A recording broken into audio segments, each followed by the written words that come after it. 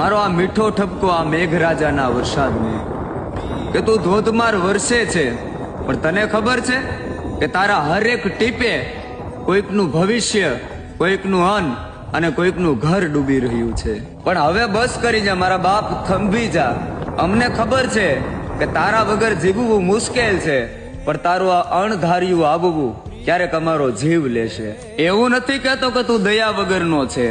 હા, તે ક્યારેક ખેડૂતોને આશીર્વાદ આપ્યા છે, તો ક્યારેક એની પાસેથી બધું લઈ પણ લીધું છે, તો પણ એ ખેડૂત ક્યારેય અટકતો નથી, કારણ કે એને ખબર છે કે જો હું અટકી જાય ને તો એ દરેક રોટલી અટકી જશે જે હરેક ઘરમાં સુલા માથે શેકાય છે। અને આ તો ખેડૂત છે સાહેબ, તૂટી શકે પણ ઝૂકી ન શકે, કારણ કે એને ખબર છે કે જો એ ઝૂકી જાય ને તો આપણો આખો આ ભારત દેશ ઝૂકી જાય। અને હવે સરકારશ્રીને મારી ખાસ નમ્ર વિનંતી છે કે હવે ખેડૂત તમારા ભરોસે છે।